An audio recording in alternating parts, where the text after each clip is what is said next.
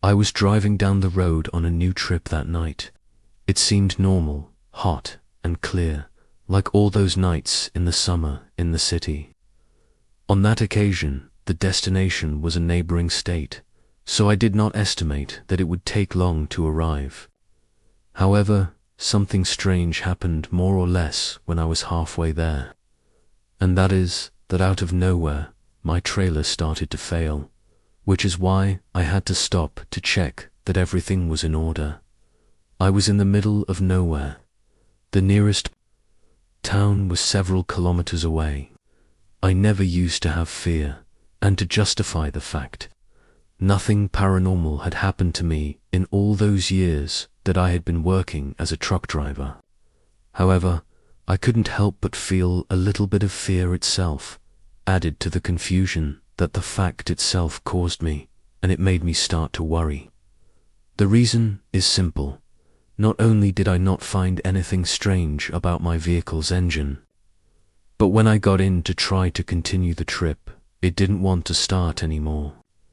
I tried not to get carried away by the murky feeling that I mentioned to you, so I took my phone and called my trusted colleagues one by one, asking for their location with the intention of requesting their help, thinking that maybe someone else could find the technical defect that until then I had not been able to identify. The one closest to the place where I had been stranded was Fernando Sanchez, who at the same time was a childhood friend. He told me that he was on the same road as his route, so he asked me to wait there until he arrived, which we estimated would be about 30 minutes. That night, before leaving home, and as was my custom, I went to the kitchen and opened the refrigerator, looking for something to take on the trip. That's how I took a piece of cake that I supposed my wife had brought from one of her meetings with the neighbors of the community. As I had to stay, yes or yes, to wait, I took the opportunity to eat it, and after that, I decided to relax a little. I don't know when I fell asleep, but it wasn't for long. The point is that when I woke up, I witnessed what would be the first anomaly that was part of this terrifying story that I am going to share with you. My name is Carlos Josu Pacheco's Mendez. I am from Mexico. This story is set just a few years ago, which is why it still makes me cringe every time I remember these events that even in my memory make me wake up trembling with cold. The first thing I noticed when I opened my eyes was seeing the windows fogged up. As I was lying down, I sat up to try to observe the surroundings, and thus have an explanation for this sudden change in weather. As I told you, it was summertime, and the night was quite hot. That was when I was already sitting behind the wheel and looking straight ahead. A sharp headache began to torture me. It was like stabbing pains that lasted for a few moments, and then disappeared but reappeared a few seconds later. The pain was indescribable, so much so that I swear I had never felt anything like it. Stunned and seeing as my breath turned into that typical steam coming out of my mouth when I felt a freezing atmosphere, I got out of the trailer as best I could and then fell to my knees on the ground. Once I was outside, here is the most surprising thing. It was as if all the evil that had been causing that torment disappeared instantly. The hot night air dissipated the chill I was feeling when I was inside the cabin, confirming that the phenomenon occurred only inside the vehicle. Likewise, the dizziness and headache also dissolved, just like that, like magic. When I stood up and was still in this confused state, my buddy, who parked behind my trailer, said, "It must be your tiredness, friend. Are you sleeping well? You should start giving more importance to your health, brother. Remember, you are not 20 years old anymore, like when you started this job." Fernando told me jokingly when I told him what had just happened to me, and I replied that everything was fine. That maybe it was due to a fault in the air conditioning in the trailer cabin, and being exposed to so much cold caused the headache. But I knew that was not true, because the first thing I did when I felt the freezing atmosphere was to check the air, and it was off. Moreover, when at one point I tried to heat the cabin from the cold, it didn't work. My friend had already left too. He was there with me for about 20 minutes. Maybe he didn't find anything strange either.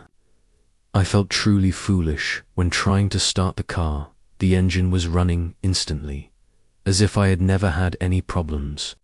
Nothing stranger happened that night. I continued with my journey, and Fernando did the same.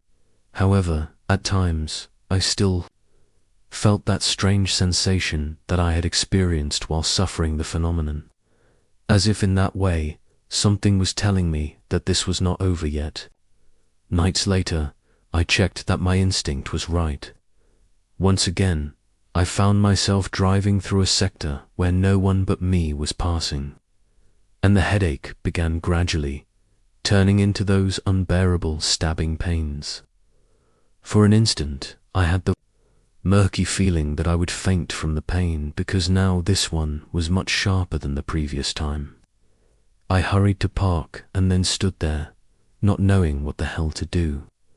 By reflex, I held the palm of my right hand on my temple since. It was precisely in those places where I felt the suffering. A few seconds had already passed since I had stopped, and while I thought, would it be of some use to get out of the trailer, it didn't happen that the rifles of it made me realize that there was something dark and sinister behind all of that. At one point, I began to feel pressure on my head, more exactly on the right temple as well as on the left. But this was a pressure so clear that I could feel like something was pressing my scalp. Again, I acted on instinct and unable to bear the intense pain any longer. I took my hands to touch my head, and at that moment, I felt perfectly that I managed to touch it. I swear it was like a cold, skeletal hand with a size big enough to cover my whole head. That experience only took a moment, that as soon as I touched those rocky skin fingers, I quickly withdrew my hands. The sensation that remained with me was so chilling. I remember feeling instantly that unknown cold took me, completely enveloped me at the same time as I was losing consciousness. When I woke up, I was with my head leaning back on the seat. The pain was gone, but the terror I experienced when I remembered the skin of the hand I had touched still eerily flooded my senses. Luckily, several days had to pass before I would have a new trip. By that time, I had already told my wife about my experiences when she accompanied me to the hospital when I wanted to have my head checked. The doctor was not encouraging with the diagnosis he gave me because he assured me that the sharp pains I had generally before I felt a possible faint completely collapsed the tranquility with which I always handled my work. You should talk to your boss at the company. She was always good to you. If you explain the situation to her, maybe they'll give you a few months until they do all the tests. Remember that the doctor said that what he explained to us that morning is not certain. Therefore, you should not be afraid that you suffer any attack. The important thing is that you feel well, and if you have any illness in your head, it is better that you heal before you go back to suffering in your trailer to drive. My wife told me that night. Never had I felt as vulnerable as this time. I felt like screaming and crying from impotence. I was always an independent man, and what was happening to me was destroying me completely. There was no way to stop my work and tell the company what the doctor told me. This time would be crazy, because that would mean my dismissal without a doubt. I asked my wife to look for someone who could help me by referring me to a healer or some witch. Considering what I had already experienced when I felt the sinister hand pressing on my head, although I still wasn't very clear about it, I dared to think that maybe they were attacking me by doing witchcraft. And when a few more nights had passed, and while the headache didn't go away, it seemed that that thing that finally dispelled all doubts was precisely when I was preparing to start the new trip. The trailer was parked at the door of my house, so I should just get into it and from there move toward the company, where they would load the trailer with the merchandise that I was going to transport. My wife followed me outside, begging me not to make that trip, since she claimed to have a bad feeling about it. For sure, I will never be able to know if my wife was right or not, because I was not able to finalize this agreement, since there was something that stopped me, something that appeared to me a few meters away in front and in the middle of the street, which ultimately plunged me into immeasurable terror. A kind of monstrous animal appeared. I would swear it was a dog if it weren't for the fact that it was an enormous size, and all its black skin seemed to shine under the reflection of the street lamps. It also had enormous claws, and its limbs were thin and long. However, it was its head that was the most creepy of its appearance, since it seemed to be crushed from the sides in such a way that only the front of its face protruded from it.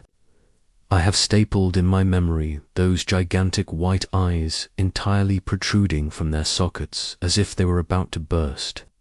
Its snout was riddled with sharp teeth that stood out, soaked in a repulsive saliva that covered its jaws. It kept its disturbing gaze on me while it gnashed. I could hear the terrifying sound that was produced by a sound that seemed to be coming from hell itself. But the fact that this apparition had a crushed head made it impossible for me not to relate it with what was happening to me. Moreover, when I contemplated that anomaly with its abominable head, I was able to perceive that same pressure I felt. In my head, I mean when I managed to touch that hand. My wife was not able to see that animal-shaped entity above me. She only saw me when I sat motionless, paralyzed, in front of the steering wheel, looking out at the street. Seeing that I didn't react when she spoke to me, she had to get into the cabin and shake me desperately so I could get out of that state of shock. I don't know what else happened. The only thing is that the thing was gone, and my wife was sitting next to me, breaking down in tears as I couldn't stop shaking. After that, we went to look for the help that we had previously mentioned to my wife. An old shaman told us what I thought. A witchcraft work was happening to me and threatened to take my life. But without a doubt, the most disturbing thing I'm going to hear is that I didn't have much time. I had to start the release work immediately if I wanted to be free. For this, he asked me to bring him to my home, since his suspicions were that the malicious work was still there, something that fortunately was the case. Otherwise, perhaps I would no longer be in this world telling you this. It was a small image made with black rags. That thing gave off a disgusting smell, and barely dug up, it started to emit a stench. He found it buried near one of the bushes we have in my garden, and according to the old man, it had been there for more than 2 months. I had never had a rash on my skin like that. The moment I saw the head of that doll, I was stupefied. A small photograph of my face was covering it, and a pin was piercing it from side to side. That is, it entered through one temple and exited through the other. They destroyed the doll, at least that's what the old man told us he did. From then, little by little, the pain that tortured me began to diminish until the time came when there was no longer a trace of this suffering. However, I didn't stay alone with that, because sometime later I returned to the doctor to have studies done on my head again. The previous time it did nothing, but this time there was a tiny tumor forming. Thank God they were able to remove it without much inconvenience. Now, the uncertainty of not knowing who had done this work and how they managed to place it in my house without anyone noticing was eating away at my wife's mind, more precisely, since she was the one who was spending all the time at home and felt guilty for never having noticed something.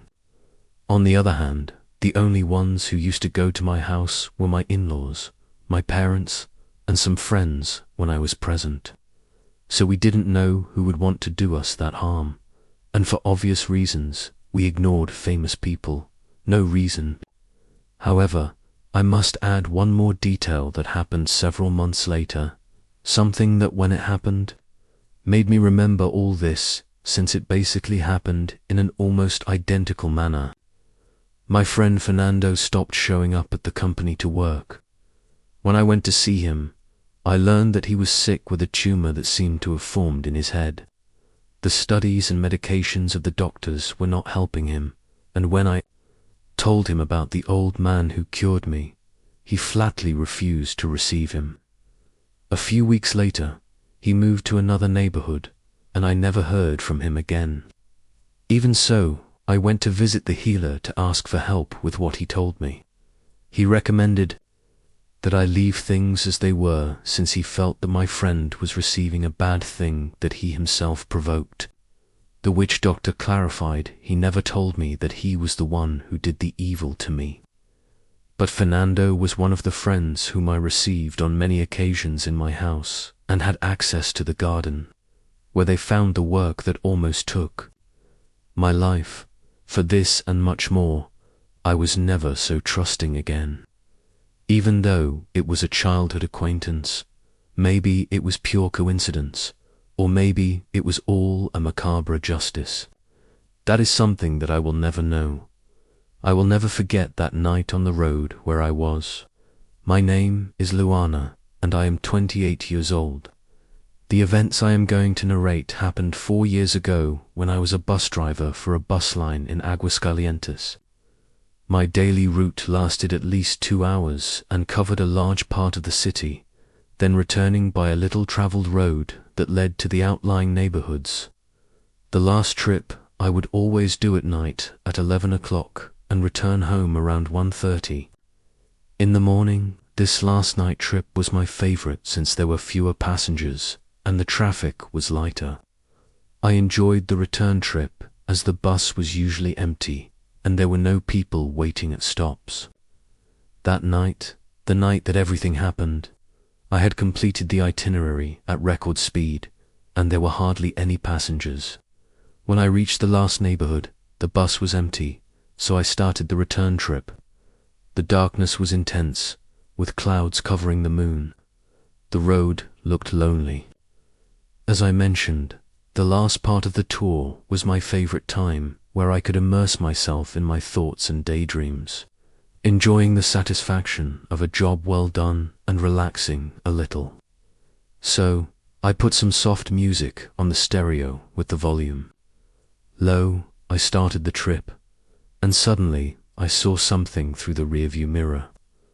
There was a man sitting in the last row on the right. This surprised me since I was sure that there was no one else on the bus. I had not seen him at any time. The subject was motionless, sitting with his head leaning against the window. But what caught my attention most was that his face was covered by a red blanket. I thought he was asleep and that maybe he had passed his stop, so I continued a few more kilometers. He wasn't moving at all. Suddenly, I started to feel uneasy for not being able to see his face. I turned down the volume of the stereo and said, "Hey, sir," but he didn't react. The situation was very strange. I advanced another kilometer, and that was when I decided to stop. I was sure that the man was from some neighborhood in the outskirts and had fallen asleep. Maybe, if I woke him up, he could still get back on foot. Since we were not far away, I parked the bus on the side of the road on the shoulder and walked toward the end of the aisle. As I approached the motionless man with his face hidden under the red blanket, a feeling of terror took hold of me. I felt my skin crawl, and my heart started to beat faster. My hands quickly became sweaty, too. I really didn't know why I was experiencing those sensations. It was as if a supernatural terror had taken hold of me. I stopped 1 or 2 meters from the individual. It was then when I noticed something that scared me even more. The man had his clothes completely destroyed, and drops of a reddish liquid fell from the blanket that covered his face, soaking his shirt and part of the bus seat. I immediately thought that someone had taken his life, and when I thought about that, my spirits plummeted, as I would have to give endless explanations to the police and the bus company that had hired me. I expected a night of breathless nightmare. I stammered, Sir, are you okay?" But the man didn't even move an inch, and I realized that I couldn't breathe either. I was about to remove the red blanket from his face when a sound startled me. It was the bus horn. I turned around quickly, thinking that someone was in the vehicle, although I hadn't heard the squeak of the door opening, but no one was there. However, the horn continued to sound as if an invisible hand was pressing it. I went to the front and pressed the horn until it stopped. Then I looked back and saw that the man was gone. For a moment, I thought that maybe he had fallen and that now he was under the seats. The idea did not please me at all. I absolutely did not like the idea at all. I was alone and in the middle of a dark and lonely road. What would happen if that man was still alive and tried to hurt me? I grabbed an iron bar that many bus drivers usually carry as a weapon, always stored under the seat. I approached the end of the aisle and bent down to check if that subject was under the seats, but to my great surprise, there was nothing. I was completely amazed, since it was impossible for the man to have gone missing. He could not even have escaped through the window, since all of them were small horizontal windows that only opened halfway for security. I looked under the seats again. Incredibly, there was nothing. There was no one there, so I returned to my seat and turned the bus back on.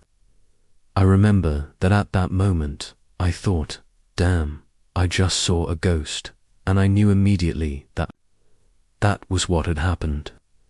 I decided to continue my trembling march from my seat, constantly looking in the rearview mirror, hoping to see the figure of that man, but he did not appear again.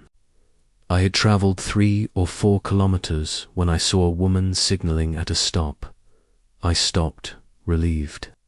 I needed company and someone to talk to. The woman got on, and she was very scared.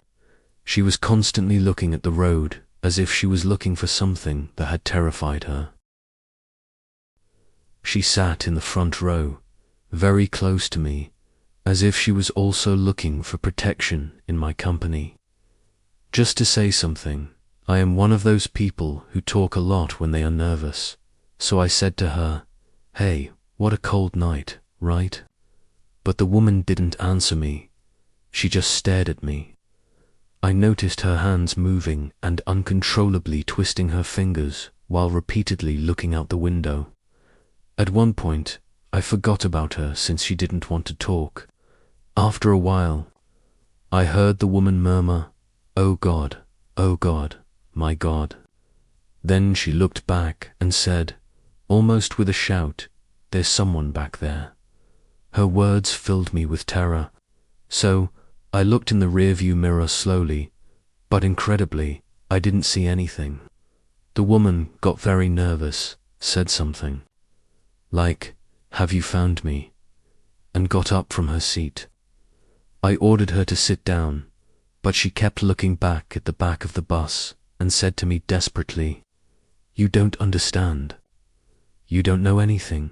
And then, mysteriously, the internal lights of the bus went out. I don't know why that happened. Maybe it was a problem with the battery or some electrical fault.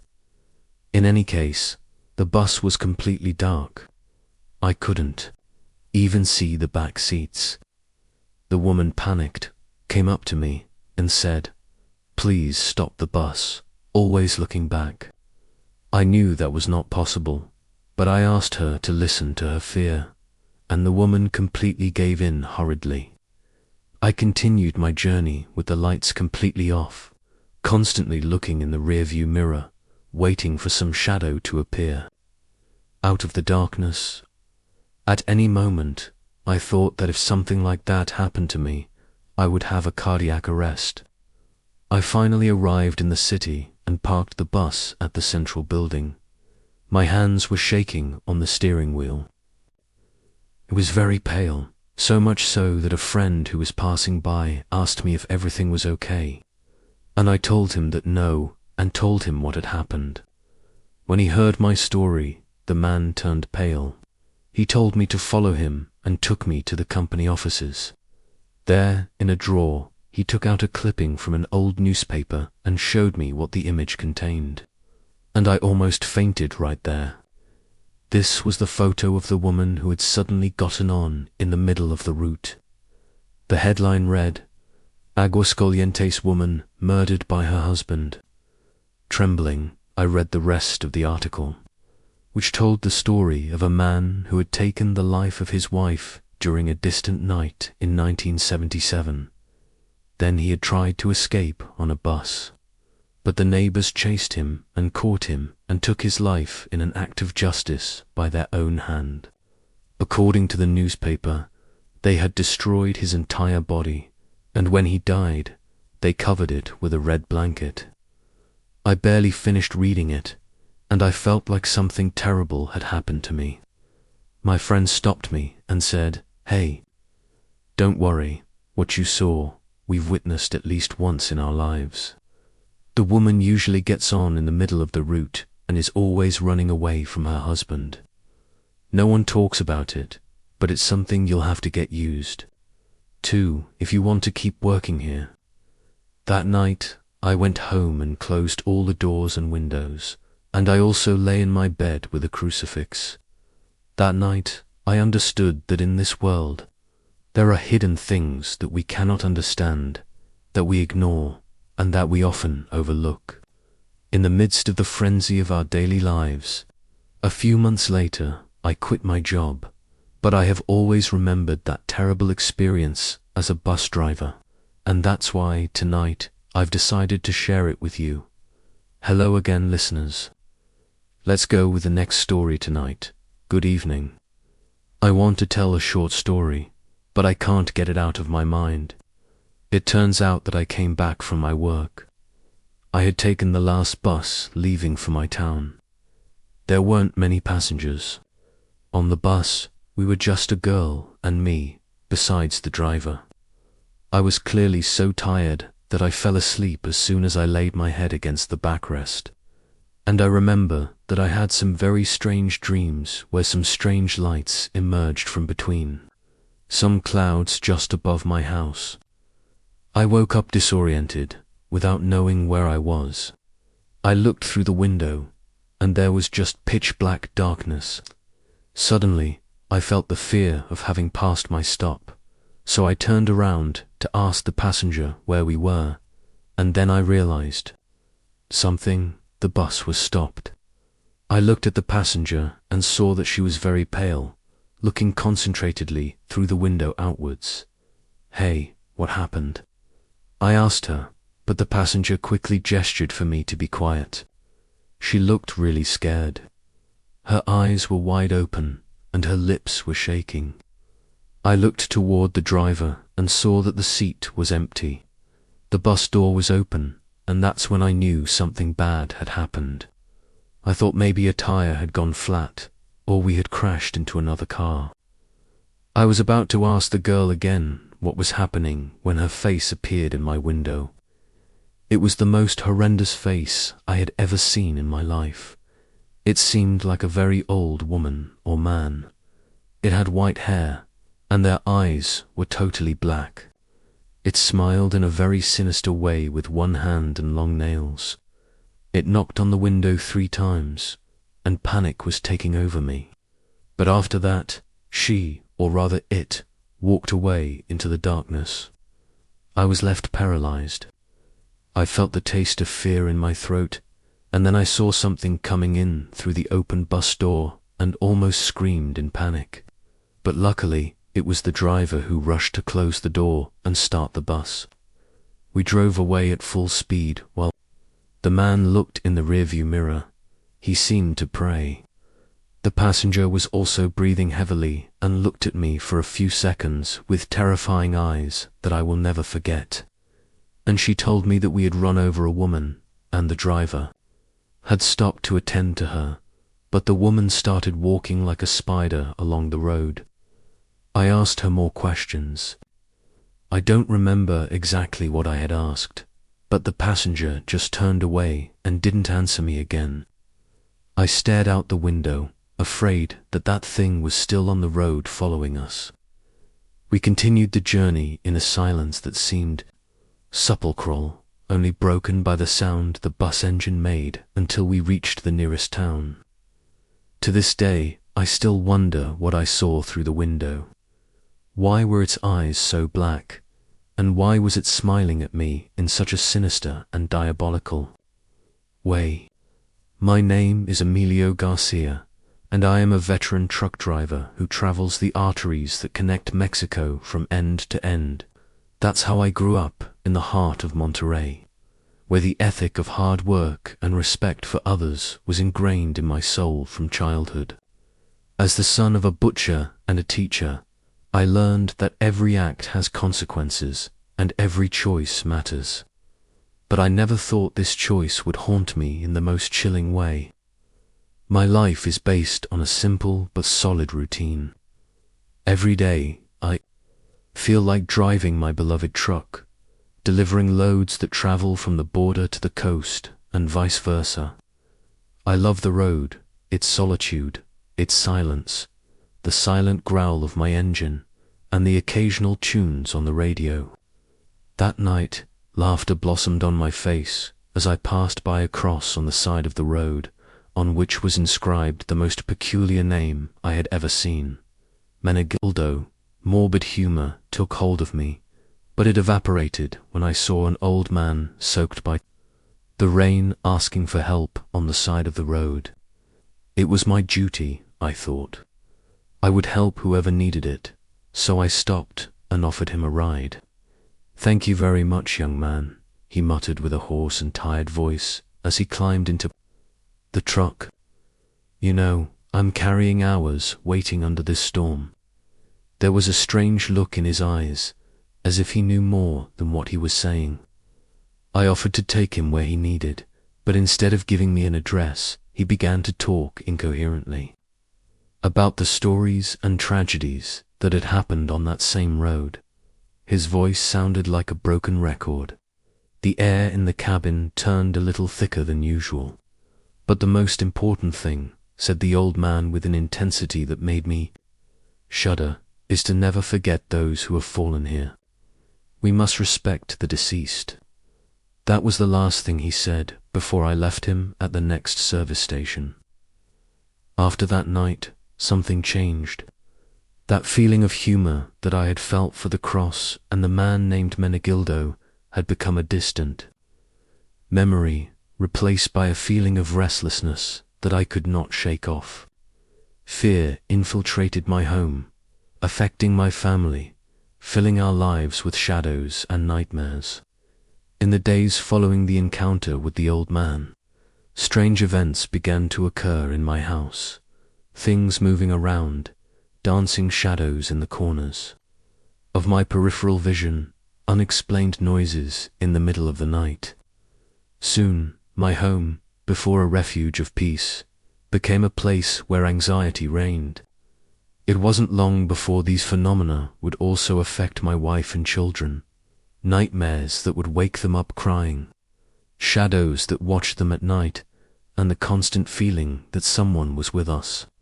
My house, our home, was now plagued with fear. The situation reached its peak when, after one of my trips, I found the cabin of my truck stained with blood. The smell of iron filled the air, and right there, I remembered the last words of the old man that I picked up on that stormy night. Determined to protect my family and put an end to this torment, I searched for the truth behind the curse that had fallen upon us, and what I discovered left me shocked. The old man who had picked up, the old man who had told me those stories, had died on that same stretch of road several years ago, according to the stories of the nearest village. That night, we decided to go to a local shaman who performed a ceremony to purify our house and free us from the old man's torments.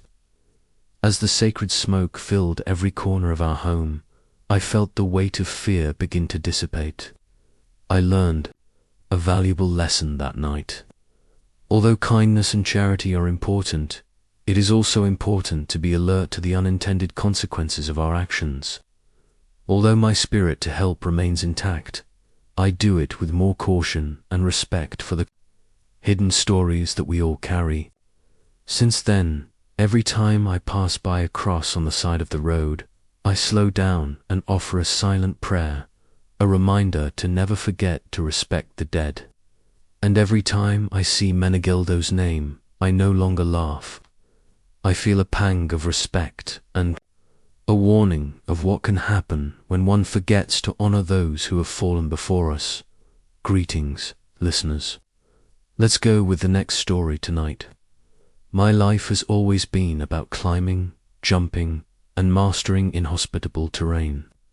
I am a truck driver, and I'm not referring to the type that appears in court. My court is the mountain. My path is the mountain. My jury the stony paths and steep slopes, and my bike is my faithful defender and companion in this wild scenery. But recently, things changed. It was no longer just me, my bike, and the mountain. Something else was at stake, and from then on, I entered a sphere of terror that I had never experienced before. It began in a trial competition in which I was participating. We had traveled to a quite remote mountainous region for this event. However, there was a strange feeling in the air in a place known as the Black Mountain, covered with myths and legends about disappearances and strange events. But I am a man of facts, not fiction, so all that seemed like a tremendous joke to me. Once on the mountain, we started the competition. The first rounds were, as always, challenging and exciting. However, when it came time to do the most complicated route, the feeling of discomfort began to grow in me. Halfway there, the trail became very narrow, with a slope on one side and a rock wall on the other. As I was preparing to jump over a particularly large rock, I heard a strange sound, like a whisper that seemed to come from the mountain itself. Ignoring the sound, I launched myself, but at the last moment, my bike skidded, and in a split second, I was flying through the air and falling into the deep. I woke up in a dark cave. My bike was broken, for a while unusable. The pain in my left leg told me it was broken, but the most worrying thing was not that. The most terrifying thing was the whispers themselves that I had heard before, but now much louder, coming from the shadows of the cave. I decided to explore the cave with difficulty in search of a way out, but the deeper I went, the louder the whispers became. They were neither unintelligible nor a mix of male and female voices, young and old. I desperately tried to block them, but I couldn't. Then, in the deepest recesses, I found something unimaginable, an ancient altar covered in strange symbols and offerings. There were photos of people, many of them truckers, like me, with dates and names graffitied on small metal plates. At that moment, I understood the terrible truth. The voices, the disappearances, the fear, everything was connected. That mountain was a cemetery for those who defied its path. I screamed in terror, but the mountain only responded with more whispers. With my last strength, I managed to drag myself out of the cave. The light of day blinded me for a moment, but when my eyes got used to it, I saw silhouettes of people all looking at me, and whispers coming out of each of their mouths. Even if you don't believe it, panic, that fact completely changed my reality. When I woke up, I was in a hospital, and they told me that a rescue team had found me unconscious at the foot of the mountain, and I had been missing for days. I was relieved to know I was safe, but I knew that something had changed in me. After that day, I haven't competed again, but neither have I left the bike. Now, I only limit myself to local trails and terrain I know. The mountain is calling me, but I no longer challenge it. Even so, I remember every detail with the whisper of the wind and the creaking of my bicycle wheels. Okay, listeners, let's go with the third story of this evening. I am Carlos, a veteran of the road. For 15 years, I have driven my trailer across Mexico, carrying merchandise from one side of the country to the other. Hundreds of stories accumulate in my mind, but there is one I will never be able to forget. That winter, I was traveling along a route unknown to me between San Luis Potosi and Zacatecas. Dusk fell quickly, and soon I found myself enveloped in the blackness of the night, with only the sound of the engine and the music of my old cassette player as company. My destination was a small town a few hours away, but the journey that should have been routine soon turned into a nightmare. The headlights illuminated just a few meters ahead, and it seemed like the road would never end. Past 2 in the morning, I began to feel tremendous fatigue. My eyelids blinked, and my concentration faltered. In an attempt to wake up, I rolled down the window so that the fresh air hit my face, and that's when I saw her. A figure was standing at the side of the road, barely visible in the darkness. I thought it could be someone who needed help, so I decided to stop. As I got closer, the figure approached and became clearer. A tall, thin man dressed in worn clothes and a suitcase in hand. "What's up, friend? I'm trying to get to my house. Could you take me to the next town, please?" he asked with a voice that sounded tired and filled with desperation. For some reason, I felt an uncomfortable feeling, but empathy led me to accept his request. As we moved forward, the stranger became increasingly nervous and constantly looked out the window, and was startled by every sound. I tried to talk to him to ease the tension, but his answers were always sharp and evasive. In the middle of the way, the music from my player stopped abruptly, and an inhuman scream filled the cabin. The man was squirming in his seat, covering his ears as the sound seemed to get louder and louder. I fought against the panic that took hold of me and, with all my strength, managed to stop the trailer. "You have to go. They are coming for you," the man shouted as he left the trailer and ran into the darkness. That was it. I stood paralyzed, my heart beating wildly. The scream still echoed in my ears. Everything suddenly returned to normal. The scream stopped, the music returned, and the road resumed in silence. It took me a couple of minutes to muster the courage to leave the trailer and look for the man, but there was no trace of him. There was only darkness until a glow came, as if someone had taken a photo with a giant camera, and a tremendous bang. I decided to continue on my way, but the terror accompanied me for the rest of the trip. I arrived at my destination without further incident, but that night changed my perspective forever. From then on, my respect for the road and its secrets has intensified, and I always try to avoid traveling alone at night, fearing to meet again the hopeless man and his incomprehensible terror. I still wonder today what happened to him. How are you, listeners? Here comes the last story of this evening. I hope you are enjoying it. You can call me Luis. I have been a truck driver for over a decade, but nothing I've experienced can compare to what happened to me one night while crossing the frozen Canadian wilderness. It was in that icy darkness where the stars seemed to sculpt the darker shadows, and the silence became the sinister whisper of the wind. That night, I had loaded wood in British Columbia. My destination was the bustling metropolis of Toronto. The road stretched like a black ribbon through the white thicket, and although the route seemed familiar to me, the night felt almost premonitory. It all started when I saw the lights for the first time. They were very far away, some points of light dancing in the dark horizon. I thought they were planes or helicopters. The Canadian sky is always dotted with small aircraft. But as I moved forward, the lights did not seem to be moving in a constant direction. They jumped from one place to another, changing color from blue to green to red. It was a disturbing and fascinating sight. As the night drew in and the solitude became more intense, the lights began to approach.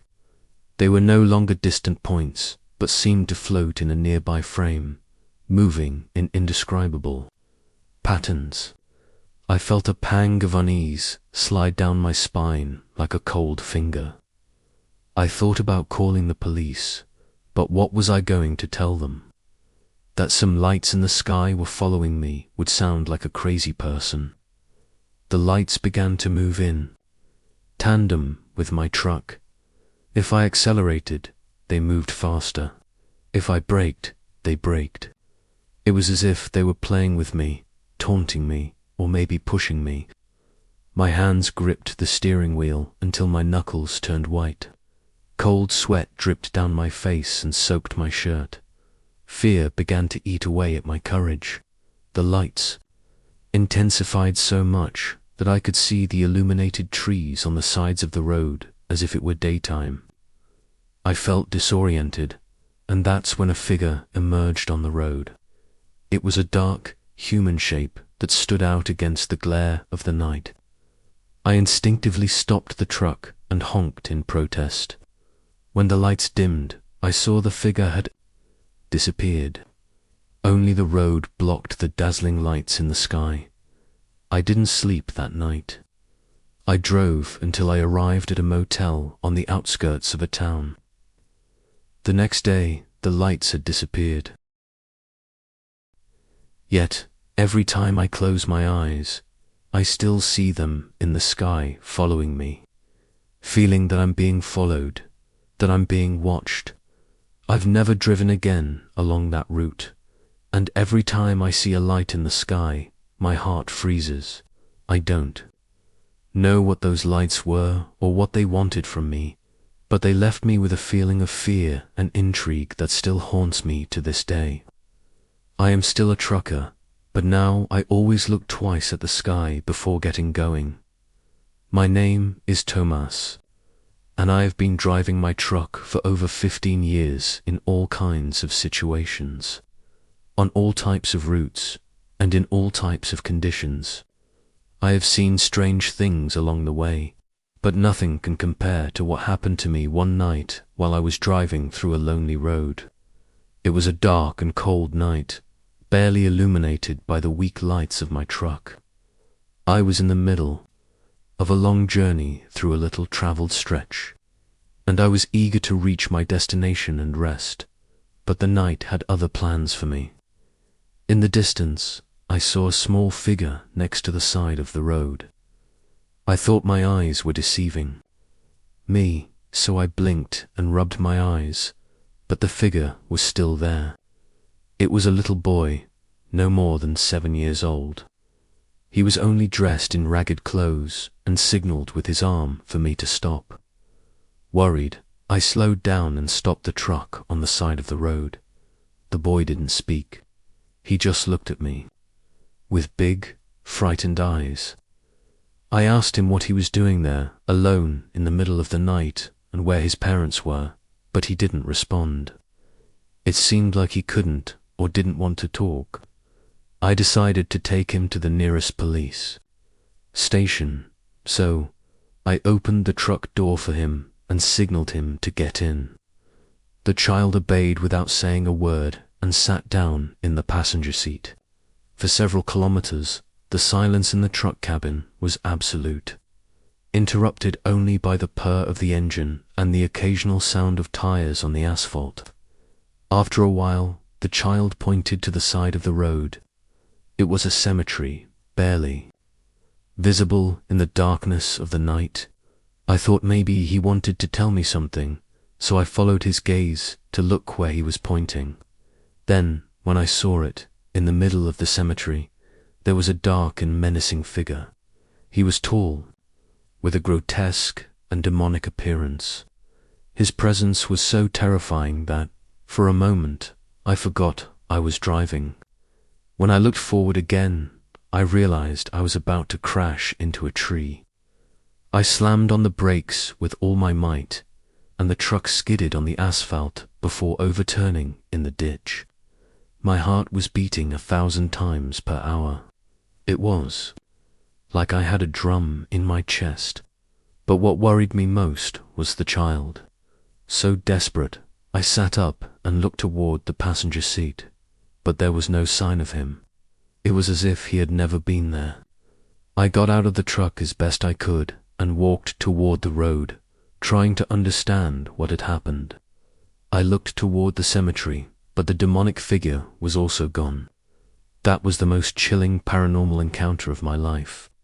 I looked for the boy on the road, thinking that maybe he had gotten off, but it was impossible. I don't know what happened, but I never saw the child again. I just hope that wherever he is well. What's up, listeners of the Roads of Darkness? Let's go with the second story of the night. In this story, Alejandro tells us about his encounter with a black guardian of the road.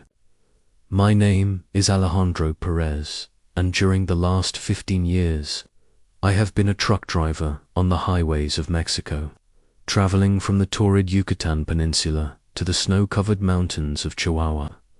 I have always enjoyed the solitude of the road, but there was one occasion that changed my perception forever. Everything happened on the road known as La Rumorosa, located in the state of Baja California, famous for its curves and steep slopes. It's a road that leads through desert mountains and deep ravines. But tonight, I was expecting more than just stunning scenery.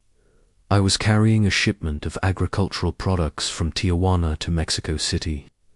The night was clear, the stars were shining in the sky, and a cool wind was blowing through the open window of my cabin.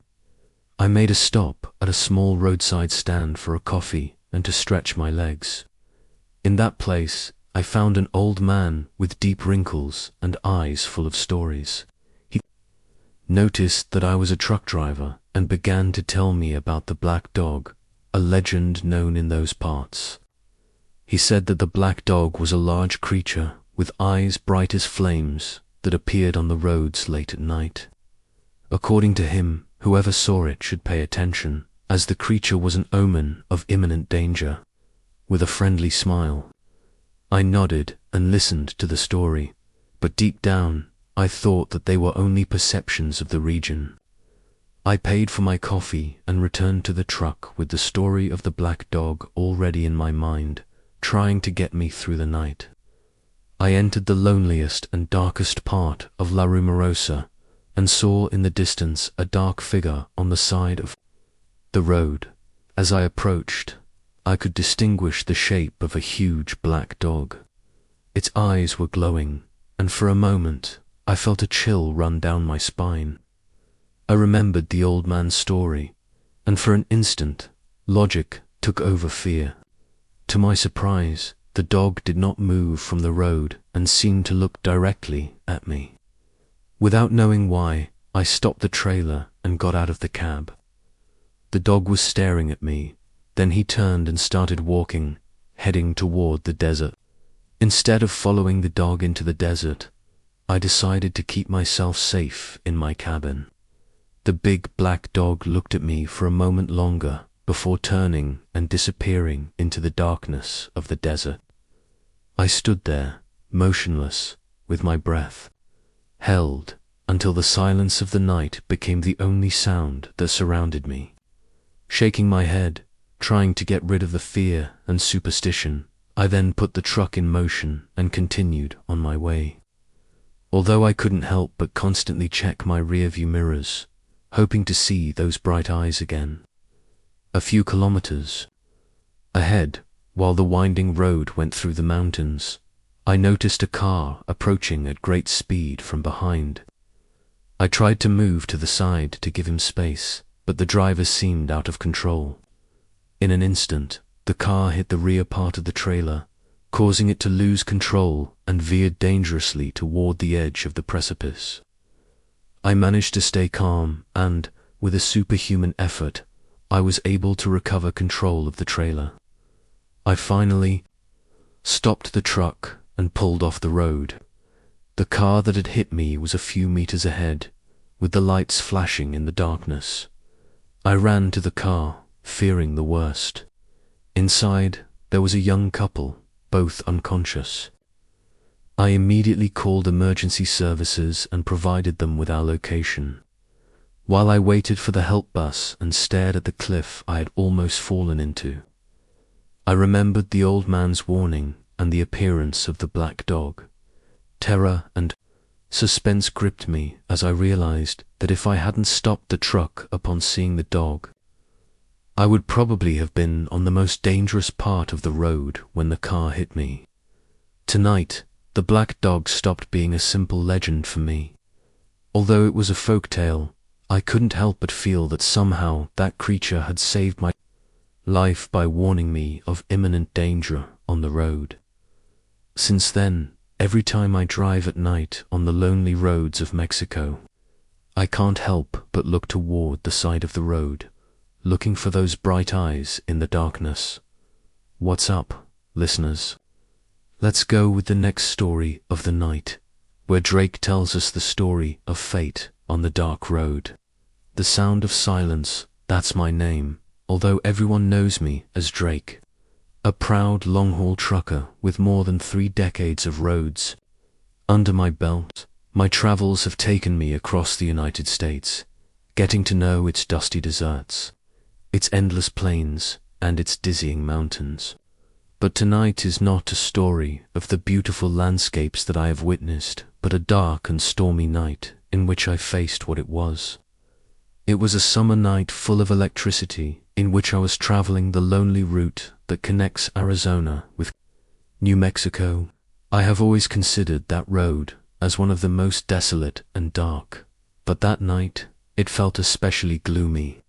A strange silence hung over the road, as if nature itself were holding its breath. Just as I reached the halfway point, my truck's radio started to fail.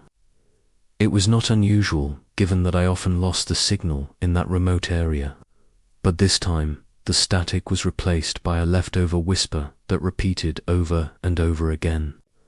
"Do not enter the silence," in a pitiful, devoted tone and a little scared.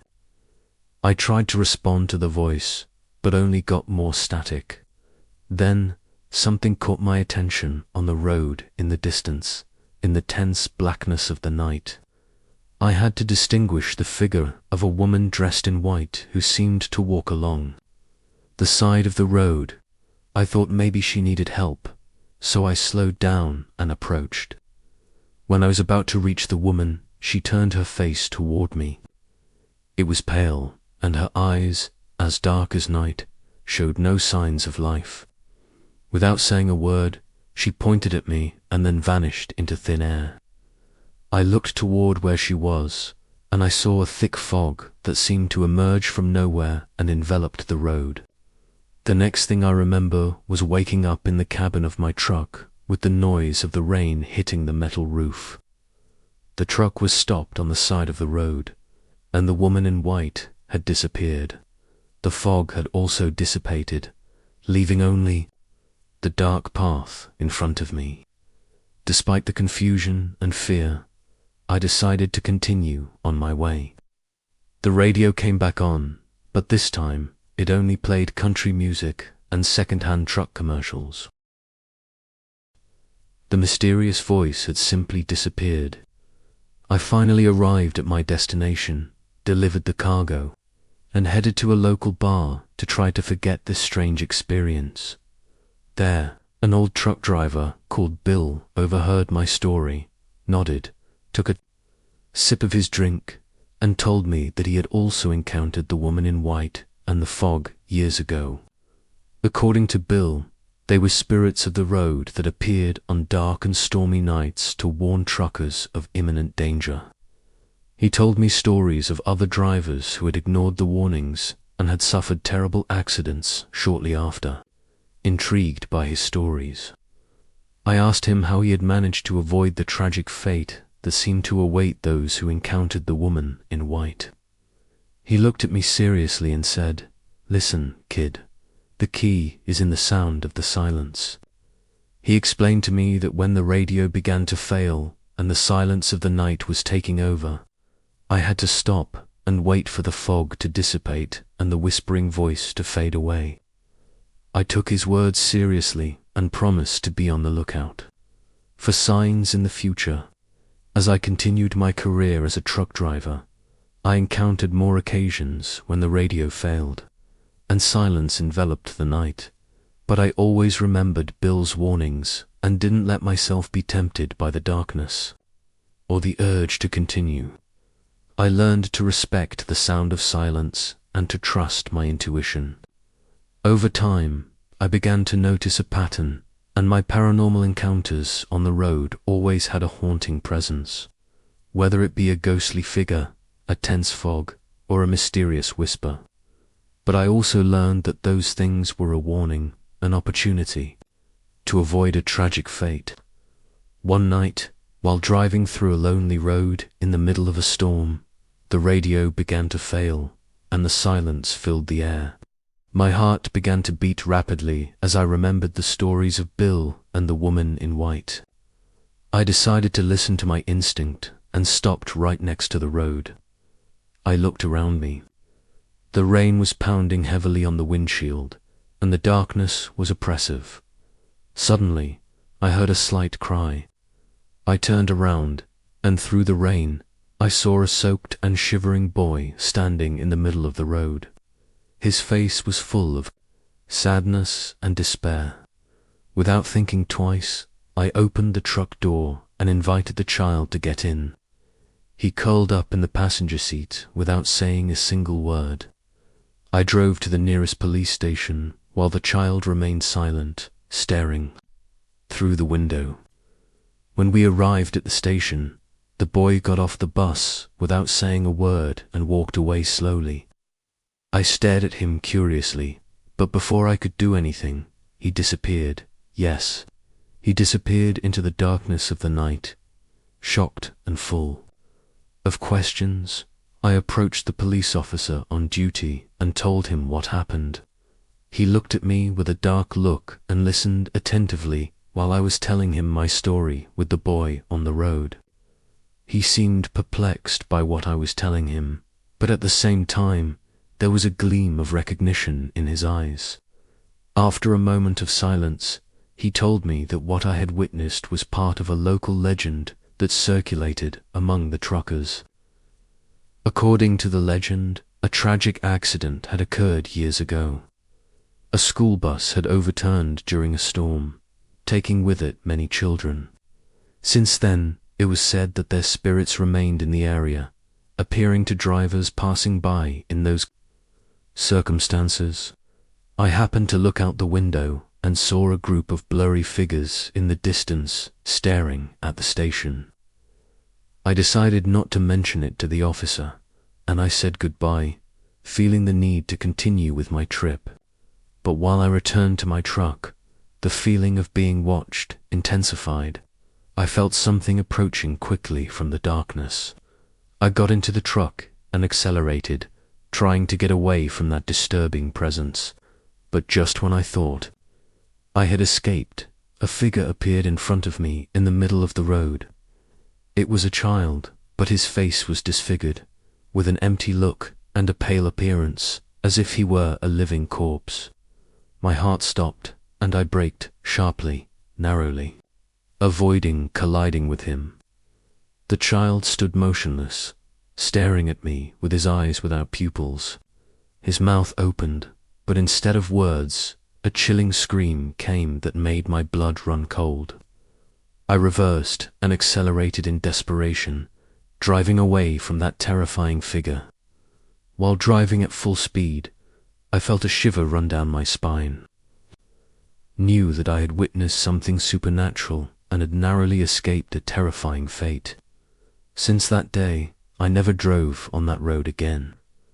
I learned to trust in my instincts and to pay attention to the signs that the universe was sending me. Now, when fellow truckers tell me about their paranormal encounters on the road, I warn them about the dangers that lurk in the shadows and urge them to listen to the sound of silence. My experience with the abandoned child has made me a believer in the unexplainable and an advocate for those who find themselves in terrifying situations. I have joined other truckers to form a support group, sharing our stories and tips to stay safe on the darkest and most dangerous roads. This is the last story of the night, where Joe tells us about his experience on Route 66. My name is Joe, and I have been a trucker for most of my adult life. The roar of the engine, the endless miles of asphalt, and the vastness of the American landscape have always held a strange kind of calling for me. I have traveled all the major roads in this country, but none are as intriguing and full of stories as Route 66, a route that stretches from Chicago to Santa Monica.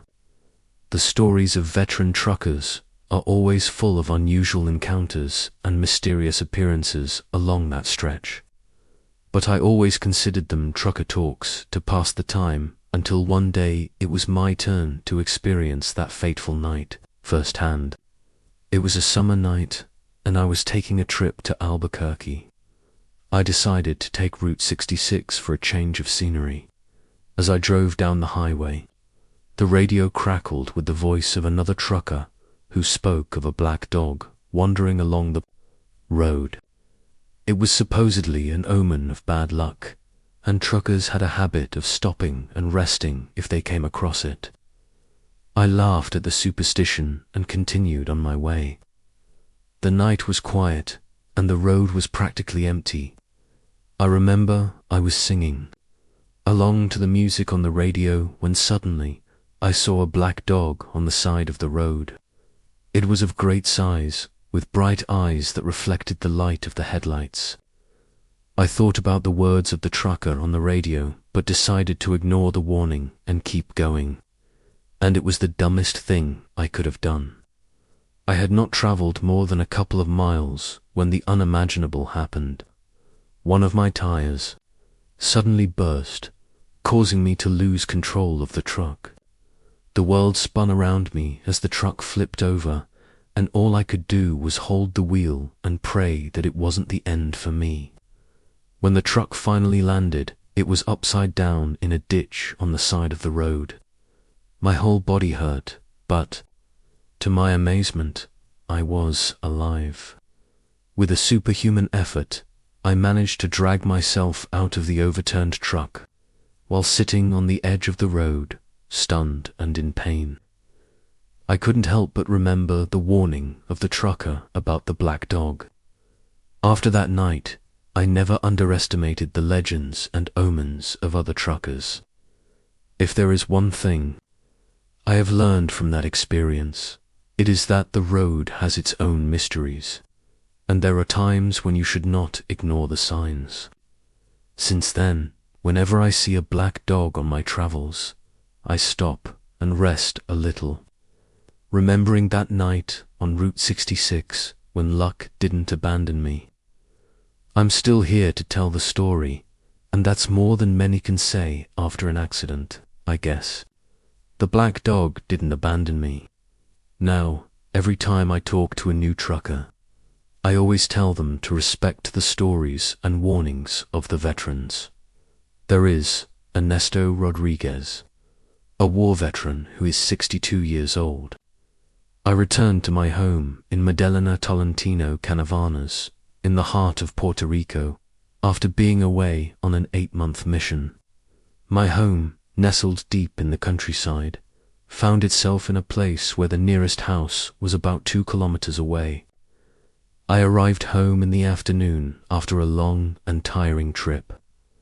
My only company was an old and loyal dog who was always there to greet me with an enthusiastic greeting. However, on this occasion, it was nowhere to be seen. I entered the house, looking for its familiar bark, but all I heard was an eerie silence. Suddenly, a deafening noise broke the stillness of the night. It came from the backyard. I took my flashlight and went into the darkness, and what I saw next left me speechless. A small and fast figure was there, devouring what I assumed was my dog. A chill ran down my spine. Anger and horror mingled in my chest. I went inside the house to look for my rifle. If it was a wild animal, I was willing to face it. However, when I returned, the creature was gone. Quick as lightning, it had vanished into the thicket of the forest. I instinctively followed the beast into the forest. My military training drove me to continue despite the direness of the situation. I walked for what seemed like hours, but the creature was incredibly fast, faster than anything I had seen before. I finally stopped, exhausted and disoriented, thinking that the creature was gone. Just when I was ready to return, exhausted, I saw it. It was standing a few feet away from me, and the creature was staring at me, standing on 2 legs. It was a gruesome sight that made me shudder. The blood drained from me. I had never seen anything so terrifying before, not even in war. My military instinct, for the first time, failed me. I couldn't move or speak, much less shoot. I was petrified. When I finally came to, I loaded my rifle, but the creature ran at an incomprehensible speed, disappearing into the forest. I kept searching for hours, but it was useless. The creature had disappeared, leaving me alone with the echo of its presence. That night, I returned home with a fear that I had never experienced before. My dog had been devoured, and an unknown creature roamed my property. But the most disturbing thing of all was the feeling of helplessness that for the first time meant I had not been able to act. That figure in the darkness had achieved something that not even war could. It left me completely disarmed. Maybe we'll go to the 80s with the next story of the night. My name is Arthur Bennett, a veteran Navy SEAL forged in the cauldrons of conflicts that I would rather forget. I was looking for peace in my retreat, so I moved to a secluded cabin in the mountains of Colorado, a place where the noise of the world seemed distant. One afternoon, during a heavy snowfall, I heard a peculiar creaking noise that came from the surrounding forest. It was not the typical noise of a branch breaking under the weight of the snow. It was somewhat heavier, more imposing. Bewildered, but with the caution that military life had instilled in me, I grabbed my trusty M4 rifle and went out into the snow. The sounds were intermittent and seemed to come from all directions at once. A stillness grew in my chest, and my senses sharpened. As night fell, the deep and heavy footsteps intensified and resonated in the silence of the snowy forest.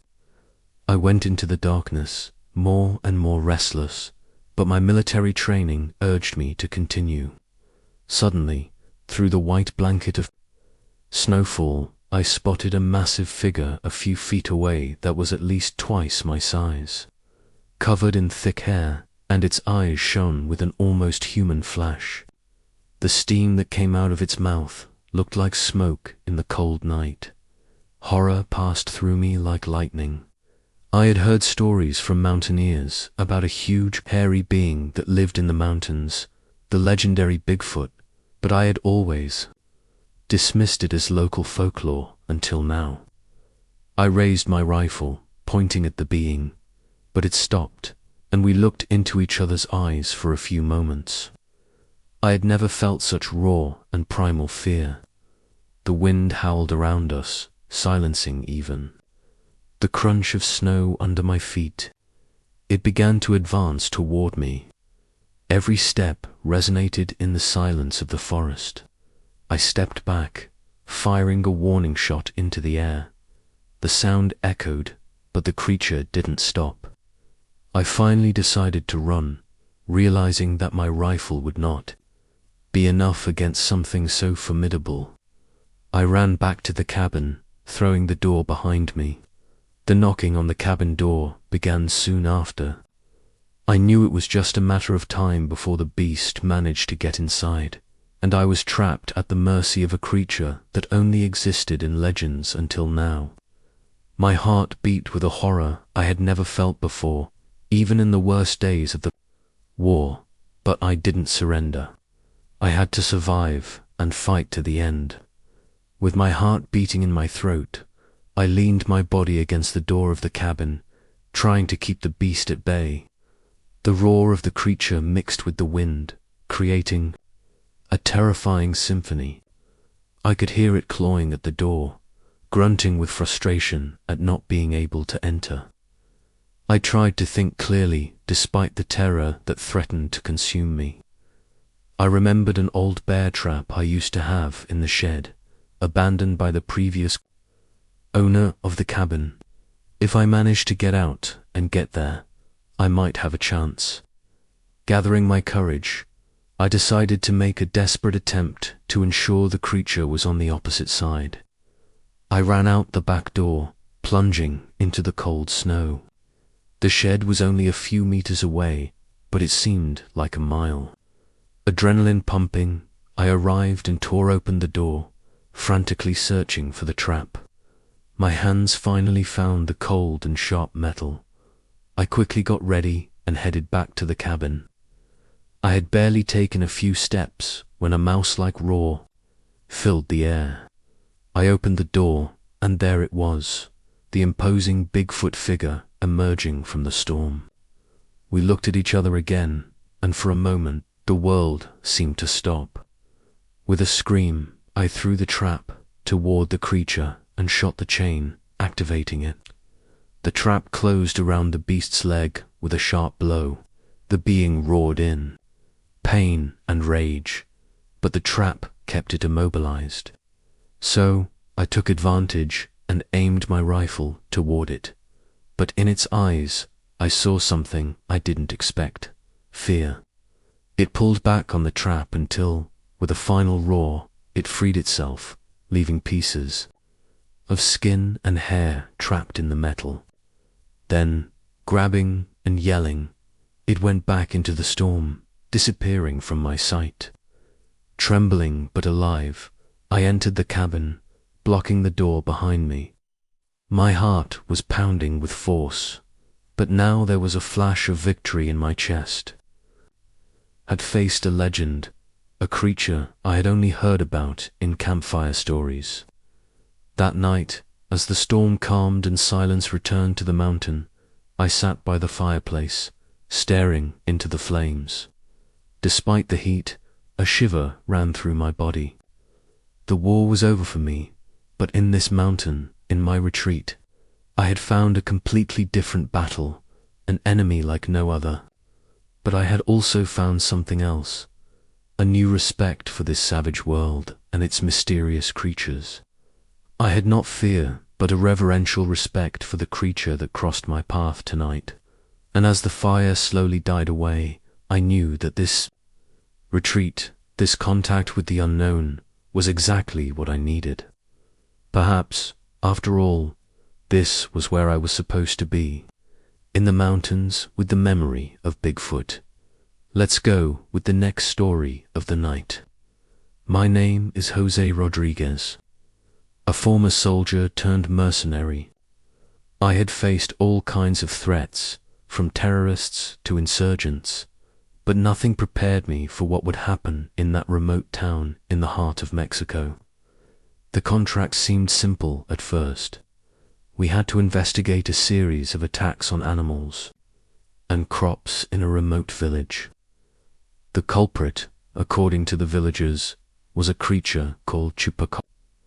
They said it was a small, goat-like being with surprising speed. As always, we took the job with the professional seriousness that it demanded. When we got to the town, we were faced with a heartbreaking spectacle. The cows, dogs, and chickens had been brutally devoured, and the fields were devastated. We prepared to hunt down the beast or beasts responsible by establishing night patrols and setting traps. One night, a terrifying scream broke the silence. The alarm came from the house of an old woman in the village. We took our rifles and headed there. The woman told us through tears that the Chupacabra had tried to kill her daughter, pointing toward the backyard. We ran there, but what we saw did not fit the description that they had given us. The figure that we saw in the distance seemed humanoid, a being of medium height but extremely thin, with arms that seemed longer than the rest of its body. A shiver ran down my spine. I was afraid, but something about that being was deeply disturbing to me. We ran after it into the forest, but soon we saw more creatures of similar appearance. We shot at them, but couldn't hit any of them. Suddenly, the sky lit up with an intense light, and a deafening noise filled the air. We looked up and saw several lights that seemed to be coming from an aircraft of strange appearance, nothing that I had seen before. We shot toward it, but our shots had no effect, and the aircraft shot into the sky at an incredible speed and disappeared. After that night, we stayed in the town for 3 months, but no further incidents occurred. What we saw that night has haunted me ever since, a constant reminder that no matter how much we think we understand the world, there are always mysteries waiting to be discovered. Very well, listeners. Let's go with the next story of the night. I'm James Delaney, a former army soldier returning home after a long deployment abroad. It was late, but the idea of joining my family kept my spirits high. It didn't matter that I still had 3 hours of driving left. I was determined to get home, even if it was in the middle of the night, so I decided to continue ahead. Crossing the historic Route 66, the road was deserted, and the only light was the light of my headlights cutting through the darkness. It was almost hypnotic in its monotony when something brought me out of my trance. On the side of the road, a figure crouched over something, devouring it with animal ferocity. I approached slowly, trying to discern what it was. About 300 meters away, it seemed simply a dark silhouette, but as I approached, the figure straightened and turned toward me. It was standing in the middle of the road, blocking my way. It was large and massive, with an almost human appearance, but with distorted features. It had an elongated head and disproportionate feet. Its eyes were black and void, shining with an inhuman brightness under the lights of my headlights. I instinctively grabbed my gun and fired several shots in the air, hoping to scare the creature and make it move, but it didn't. It stood in the middle of the road, unfazed by my warnings. I finally got tired and decided to shoot it. I aimed at its legs and pulled the trigger. The sound of the shot echoed in the silent night, followed by a deafening scream. The creature staggered and then began to run, disappearing into the forest on one side of the road. Taking advantage of its departure, I accelerated and continued my way. The beating of my heart thundered in my ears as I was processing what had just happened. I arrived home at dawn, exhausted but at the same time relieved. I never returned to the creature of that night, but every time I remember that encounter on the lonely Route 66, a chilling feeling of unease runs down my spine. That being, whatever it was, reminded me that there are still mysteries in this world that are beyond our understanding. After that night, my life changed forever. I always had trouble concentrating and slept with one eye open. The image of the creature I found on Route 66 occupied my thoughts during the day and my dreams at night. Everyday life became a challenge. My wife and my children had noticed a change in my attitude, and I was trying to downplay the importance, but they knew something was wrong. I could only respond with evasive responses to their worries, fearing that the truth would scare them. But then I understood that in this world there are mysteries that, no matter how much we want the answer, are far from our understanding. Let's go with the next story tonight. My name is Miguel Guzman, a former Dominican military man, and I had seen more than any person would have preferred to see in their entire life. But nothing I had seen before even compared to what happened during a mission in the Bermuda Triangle. It has always been talked about, the mysterious disappearances of planes and ships in that region, and I was a direct witness to the inexplicable horrors that happened there.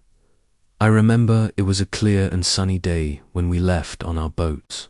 We were heading toward an area of the Bermuda Triangle where the disappearance of a commercial mail carrier had been reported. Our mission was to carry out a search and rescue and try to find out what had happened. The crossing went smoothly until we reached the designated area. At that moment, things started to get strange. Our navigation instruments, the compasses, began to fail. They spun incessantly, and the radar was filled with interference. Then, without warning, a thick bank of fog emerged from nowhere, enveloping the ship in an impenetrable darkness. You could feel an air charged with electricity and a supernatural silence that seemed to crush us with its weight. The boat began to move strangely, as if it were being pulled and pushed by invisible currents. Then, out of nowhere, the lights appeared in the fog, floating and dancing around the ship. They were a greenish-blue color and emitted an almost hypnotic glow. Armed only with my courage and my gun, I decided to investigate. I entered the fog, guided by the strange lights. What I found left me perplexed and terrified. There were shadowy shapes in the fog that seemed to move and wriggle like they were living creatures. Suddenly, I felt a cold hand that perched on my shoulder. I immediately turned around with my gun, but there was nothing there, just the fog and the lights. I returned to the boat in a state of total panic. My classmates were as scared as I was. Everyone had experienced similar phenomena. We decided to leave the place as quickly as possible. When we finally got out of the fog, our instruments returned to normal, and we were able to return to base. Until today, the mystery of what happened in the Bermuda Triangle remains unanswered. The horrors I experienced there have haunted my dreams, a constant warning that there are things in this world that are beyond our understanding. Let's go with the last story of the night. My name is Eduardo Santos, and for many years I was part of the armed forces, but nothing I faced in my military career compared to the mission I had in La Paz, in the heart of the Amazon rainforest. We had been assigned the task of investigating a series of disappearances of locals in a remote area of the Amazon. The stories spoke of an evil spirit that roamed the night, taking people while they slept. Some even spoke of seeing strange lights among the trees and hearing spooky sounds. As a soldier, I didn't believe in those stories, but the seriousness of the situation was undeniable. We arrived at the small, isolated village in the jungle with the light of day still on our side. The inhabitants received us with relief, but also with a certain fear in their eyes. We walked around the place, made our first investigations, and when night fell, we mounted guard. As I said, nothing prepared us for what happened that night. It all started with a sudden cold that chilled you to the bone. Then, a terrifying silence took over the jungle, as if all the animals in it had suddenly hidden from something. And soon, we began to see some dancing lights between the trees. And we heard a sound that resembled a sinister whisper that seemed to come from all directions. We armed ourselves and went to investigate, and what we found was beyond understanding. There were dark figures moving among the trees, just visible in the light of our flashlights. They moved in a strange way, almost floating. Suddenly, one of those figures threw itself at one of my companions, disappearing with him into the darkness. After this night, our goal changed. We had to get out of there and get the inhabitants of the town to safety. It was a constant struggle, always with the feeling of being watched and chased by those infernal creatures. We finally managed to reach a more populated area and get people to safety. What we experienced in the Amazon was a terror that goes beyond any rational explanation. I still wake up at night, hearing those sinister whispers and watching those lights dance in the darkness. That experience taught me that there are mysteries in this world that are better left unsolved.